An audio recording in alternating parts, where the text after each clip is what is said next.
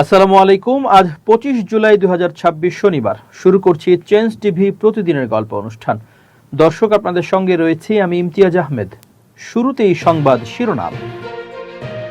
President কে হতে পারেন, কি ঘটছে নজরুল এমপির ভাগ্যে? হাসিনার পতন থেকে শিক্ষা নিলেন মোদি। যুক্তরাষ্ট্রে ইসরায়েলের জনপ্রিয়তায় ভয়াবহ ধস। এবার বিস্তারিত। আসছে সেপ্টেম্বর মাসে অনুষ্ঠেয় জাতীয় সংসদের অধিবেশনেই নতুন রাষ্ট্রপতি নির্বাচিত হবেন বলে জানিয়েছেন আইন, বিচার ও সংসদ বিষয়ক মন্ত্রী মোহাম্মদ আসাদুজ্জামান। রাষ্ট্রপতি নির্বাচনের জন্য এর আগে আলাদা করে বিশেষ সংসদ অধিবেশন আহ্বানের মতো পরিস্থিতি তৈরি হয়নি বলেও মন্তব্য করেছেন তিনি। শনিবার রাজধানীর সিরডাপ মিলনায়তনে সাংবাদিকদের এক প্রশ্নের জবাবে আইনমন্ত্রী একথা জানান। সদ্য বিদায়ী রাষ্ট্রপতি মোহাম্মদ শাহাবুদ্দিনের বিরুদ্ধে কোনো মামলা হলে এ বিষয়ে সরকারের অবস্থান কি? সাংবাদিকদের এমন প্রশ্নের জবাবে আইনমন্ত্রী বলেন, আগের রাষ্ট্রপতির বিরুদ্ধে মামলা সংক্রান্ত বিষয়ে এখনই কোনো মন্তব্য করতে চান না তিনি। মোহাম্মদ শাহাবুদ্দিন 2023 সালের 24 এপ্রিল বাংলাদেশের 22তম রাষ্ট্রপতি হিসেবে দায়িত্ব গ্রহণ করেন। সংবিধান অনুযায়ী তার 5 বছরের মেয়াদ 2028 সালের এপ্রিল পর্যন্ত বহাল থাকার কথা ছিল। তবে মেয়াদ পূর্ণ হওয়ার প্রায় 2 বছর আগেই তিনি স্বাস্থ্যগত কারণ দেখিয়ে রাষ্ট্রপতির পদ থেকে সরে দাঁড়ান। রাষ্ট্রপতির পদ শূন্য হলে সংবিধানের বিধান অনুযায়ী নতুন রাষ্ট্রপতির দায়িত্ব গ্রহণ না করা পর্যন্ত স্পিকার রাষ্ট্রপতির দায়িত্ব পালন করেন। সেই ধারাবাহিকতায় স্পিকার হাফিজউদ্দিন আহমেদ ভারপ্রাপ্ত রাষ্ট্রপতি হিসেবে দায়িত্ব পালন করবেন। সংবিধান অনুযায়ী রাষ্ট্রপতির পদ শূন্য হওয়ার পর 90 দিনের মধ্যে জাতীয় সংসদ সদস্যদের ভোটে নতুন রাষ্ট্রপতি নির্বাচিত হওয়ার কথা।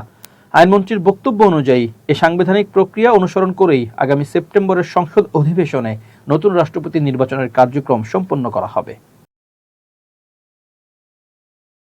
এক নারীর সঙ্গে ব্যক্তিগত মুহূর্তের ভিডিও প্রকাশের পর বিষয়টি তদন্ত করে নৈতিক স্থলনের সত্যতা পাওয়ায় সংসদ সদস্য গাজী নজরুল ইসলামকে দল থেকে বহিষ্কার করেছে জামাত ইসলামী।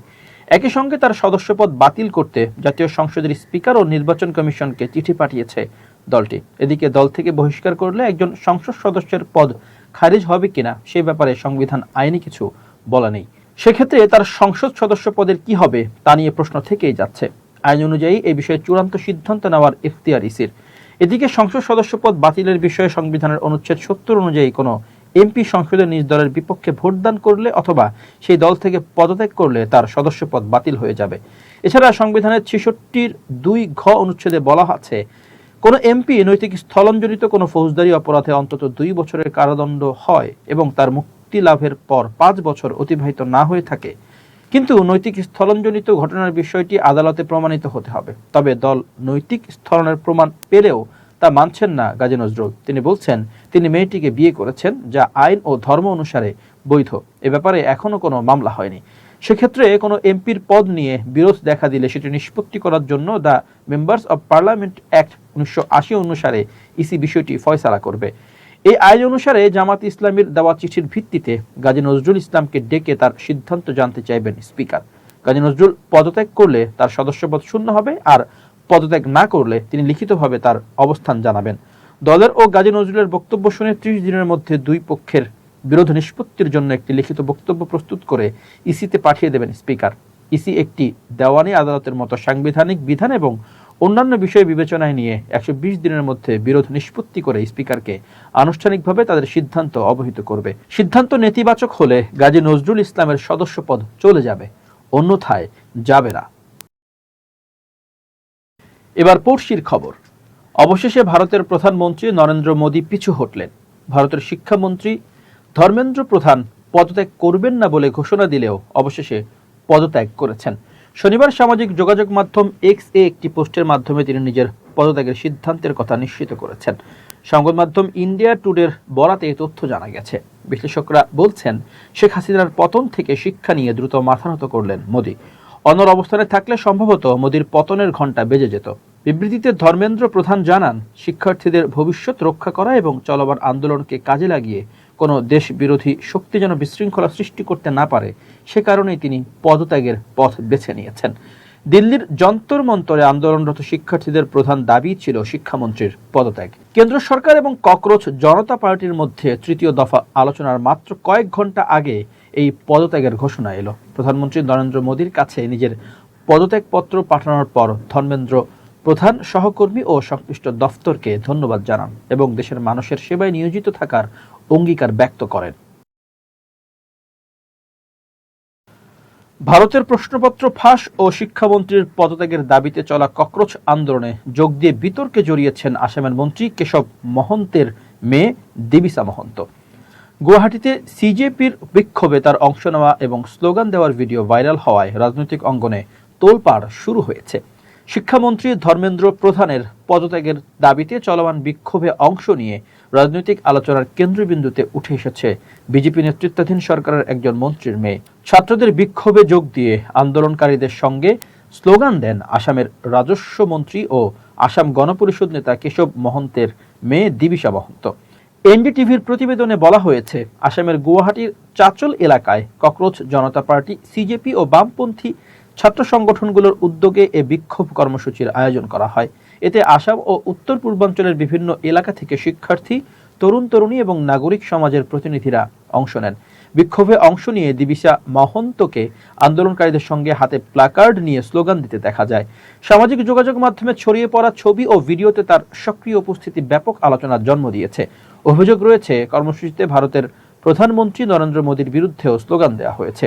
দেবিসার এই অংশগ্রহণ বিশেষ গুরুত্ব পেয়েছে কারণ তার বাবা কেশব মহন্ত বিজেপির নেতৃত্বাধীন আসাম সরকারের একজন গুরুত্বপূর্ণ মন্ত্রী এবং জোটসঙ্গী এজিপির শীর্ষ নেতা।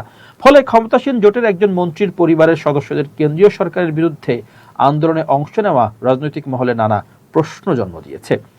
ঘটনাটি নিয়ে প্রতিক্রিয়া জানিয়ে আসামের মুখ্যমন্ত্রী হিমন্ত বিশ্ব শর্মা বলেন, শিক্ষার্থীদের গণতান্ত্রিকভাবে প্রতিবাদ করার অধিকার রয়েছে এবং সরকার সেই অধিকারকে সম্মান করে। এটি শিক্ষার্থীদের আন্দোলন, তারা তাদের দাবি জানাতে পারে। প্রধানমন্ত্রীও বিষয়টি গুরুত্বের সঙ্গে দেখছেন।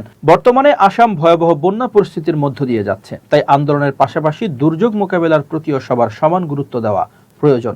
তবে বিষয়টি নিয়ে পরিবারের পক্ষ থেকে ভিন্ন ব্যাখ্যা দেওয়া হয়েছে। তাদের দাবি, দেবিসা একজন নাবালিকা ছাত্রী, টিউশন শেষে বন্ধুদের সঙ্গে ঘটনাস্থলে গিয়েছিল। তাকে রাজনৈতিক বিতর্কে না জড়ানোর পরামর্শ দিয়েছে পরিবার। ভারতের কেন্দ্রীয় রেল এবং খাদ্য প্রক্রিয়াকরণ শিল্প প্রতিমন্ত্রী রভনীত সিং বিট্টু তার পদ থেকে পদত্যাগ করেছেন। পরীক্ষার প্রশ্নপত্র ফাঁসের ঘটনাকে কেন্দ্র করে দেশজুড়ে তীব্র শিক্ষার্থী আন্দোলনের মধ্যে এই রাজনৈতিক ঘটনাটি ঘটে। 24 জুলাই প্রধানমন্ত্রী নরেন্দ্র মোদীর পরামর্শে রাষ্ট্রপতি দ্রৌপদী মুর্মু তার এই পদত্যাগপত্র গ্রহণ করেছেন। আগামী বছর পাঞ্জাব বিধানসভা নির্বাচনকে সামনে রেখে তার এই পদত্যাগ রাজনৈতিক অঙ্গনে নতুন আলোচনা তৈরি করেছে। গত জুনেই রাজ্যসভার সংসদ সদস্য হিসেবে তার মেয়াদ শেষ হয়েছিল। ভারতীয় সংবাদ মাধ্যম এনডিটিভির প্রতিবেদনে বলা হয়, আগামী বছর পাঞ্জাবে অনুষ্ঠিতব্য বিধানসভা নির্বাচনে প্রতিদ্বন্দ্বিতা করার সম্ভাবনা রয়েছে বিট্টুর। আম আদমি পার্টি শাসিত এই সীমান্তবর্তী রাজ্যে বিজেপির ঘুরে দাঁড়ানোর ক্ষেত্র প্রস্তুত করার কাজেও তিনি নিবিড়ভাবে যুক্ত ছিলেন। পাঞ্জাবের সাবেক মুখ্যমন্ত্রী বিয়ন্ত সিং এর নাতি বিট্টু 2024 সালে বিজেপিতে যোগ দেন। লোকসভা নির্বাচনে প্রতিদ্বন্দ্বিতা করে পরাজিত হন তিনি। এরপর কংগ্রেস নেতা কেসি বেণুগোপালের ছেড়ে যাওয়া রাজ্যসভার আসনে অবশিষ্ট মেয়াদের জন্য রাজস্থান থেকে বিট্টুকে রাজ্যসভায় মনোনীত করা হয়েছিল। এবারে জানাচ্ছি মধ্যপ্রাচ্য প্রসঙ্গ। ইয়েমেনের ইরান সমর্থিত হুতি বিদ্রোহীরা সৌদি আরবের দক্ষিণাঞ্চলীয় জিজান শহরে ক্ষেপণাস্ত্র হামলার দাবি করেছে। বিবিসি জানিয়েছে, শুক্রবার ইয়েমেনের হুদায়দাহ বন্দরনগরী ও কাছের কামারান দ্বীপে হুতিদের বিভিন্ন লক্ষ্যবস্তুতে বিমান হামলা চালায় সৌদি আরব। তার জবাবেই জিজান শহরে হুতিদের এই হামলা। শনিবার ভোরে টেলিগ্রামে হুতিদের চ্যানেল আনসারুল্লাহ মিডিয়ায় দাবি করা হয়, তাদের ক্ষেপণাস্ত্র হামলায় জিজান শহরের বিভিন্ন স্থানে আগুন লেগে গেছে। হুদায়দাহ ও কামারান দ্বীপে সৌদি হামলার পর প্রতিশোধ নেওয়ার ঘোষণা দিয়েছিল হুতিরা। সেই ঘোষণার পরই ক্ষেপণাস্ত্র হামলার দাবি এলো। হামলার বিষয়ে সৌদি কর্তৃপক্ষ তাৎক্ষণিকভাবে কোনো মন্তব্য করেনি, তবে সৌদি কর্তৃপক্ষ ওই এলাকায় জরুরি সতর্কতা জারি করেছিল বলে জানিয়েছে বিবিসি। হুতিরা লোহিত সাগরে সৌদি জাহাজ চলাচলের উপর অবরোধ আরোপের ঘোষণা দেওয়ার পর চলতি সপ্তাহে আন্তর্জাতিক বাজারে অপরিশোধিত জ্বালানি তেলের দাম ব্যারেল প্রতি $100 ছাড়িয়ে যায়, যা মে মাসের পর সর্বোচ্চ। তবে শুক্রবার বিকেলে দাম আবার কিছুটা কমে আসে। রয়টার্স জানিয়েছে, চীনা কোম্পানির ভাড়া করা দুটি সুপার ট্যাঙ্কার শুক্রবার নিরাপদেই বাব আল মান্দেব প্রণালী অতিক্রম করে। এরপর ব্রেন্ট তেলের দাম $4 বেশি কমে ব্যারেল প্রতি $96 নেমে আসে। এদিকে শুক্রবার ওমান উপসাগরে একটি তেলবাহী ট্যাঙ্কারে গুলি চালিয়ে সেটিকে অচল করে দেওয়ার কথা জানিয়েছে যুক্তরাষ্ট্রের সামরিক বাহিনী। যুক্তরাষ্ট্রের দাবি, জাহাজটি ইরানের বন্দরগুলোর উপর আরোপ করা মার্কিন অবরোধ এড়িয়ে যাওয়ার চেষ্টা করছিল। মার্কিন সেন্ট্রাল কমান্ডের মুখপাত্র নৌবাহিনীর ক্যাপ্টেন টিম হকিংস বলেন, জাহাজের ক্রুরা অন্তত 4 বার সতর্কতা উপেক্ষা করার পর ইঞ্জিন কক্ষে গুলি চালিয়ে জাহাজটি অচল করে দেওয়া হয়। তিনি বলেন, জাহাজটি এরপর আর ইরানের দিকে অগ্রসর হতে পারেনি। চলতি মাসে ইরানের বিরুদ্ধে অবরোধ পুনর্বহাল করার পর এটি দ্বিতীয় বাণিজ্যিক জাহাজ যেটি অচল করে দিয়েছে মার্কিন বাহিনী। তবে গত 2 সপ্তাহের মধ্যে শুক্রবারই প্রথম কোনো রাত গেল যখন যুক্তরাষ্ট্র বা ইরানের পক্ষ থেকে নতুন কোনো হামলার খবর পাওয়া যায়নি। এর আগে টানা 13 রাত ইরানের বিভিন্ন লক্ষ্যবস্তুতে হামলা চালায় যুক্তরাষ্ট্র। জবাবে প্রতিবেশী বিভিন্ন দেশে মার্কিন সামরিক ঘাঁটি ও স্থাপনায় ড্রোন হামলা চালায় ইরান। হরমুজ প্রণালীর পরিস্থিতি নিয়ে আলোচনার জন্য ওমানের একটি প্রতিনিধি দল শনিবার তেহরানে পৌঁছেছে বলে জানিয়েছে ইরানের রাষ্ট্রীয় বার্তা সংস্থা IRNA। বিশ্বের অন্যতম গুরুত্বপূর্ণ এই নৌপথের দক্ষিণ উপকূল ওমানের নিয়ন্ত্রণে। সাম্প্রতিক সংঘাতের কারণে হরমুজ প্রণালীর নিরাপত্তা আন্তর্জাতিক উদ্বেগের কারণ হয়ে উঠছে। যুক্তরাষ্ট্রের প্রেসিডেন্ট ডোনাল্ড ট্রাম্প শুক্রবার হোয়াইট হাউসে সাংবাদিকদের বলেন, ইরানের সঙ্গে আলোচনা চলছে এবং তিনি মনে করেন এবার তেহরান আগের যে কোনো সময়ের তুলনায় বেশি গুরুত্ব দিয়ে আলোচনায় অংশ নিচ্ছে। তবে তিনি এও বলেছেন, সমঝোতা হবেই এমন কোনো নিশ্চয়তা নেই। ইরান যুদ্ধ থেকে বেরিয়ে আসার কৌশল সম্পর্কে প্রশ্ন করলে ট্রাম্প বলেন, 2টি পথ খোলা রয়েছে।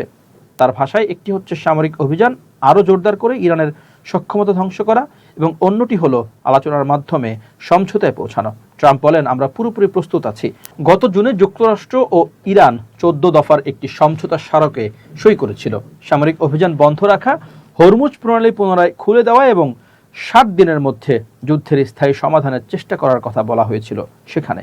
কিন্তু সমঝোতার 3 সপ্তাহের মাথায় হরমুজ প্রণালীতে জাহাজে ইরানের হামলার পর ফের হামলা শুরু করে মার্কিন বাহিনী। ট্রাম্প ঘোষণা দেন যুদ্ধবিরতি শেষ, তবে এরপরও আলোচনা চালিয়ে যাওয়ার কথা বলা হচ্ছে যুক্তরাষ্ট্রের পক্ষ থেকে। গাজায় ইসরায়েলের চলমান সামরিক অভিযানের প্রভাব যুক্তরাষ্ট্রের জনমতেও স্পষ্ট হয়ে উঠেছে।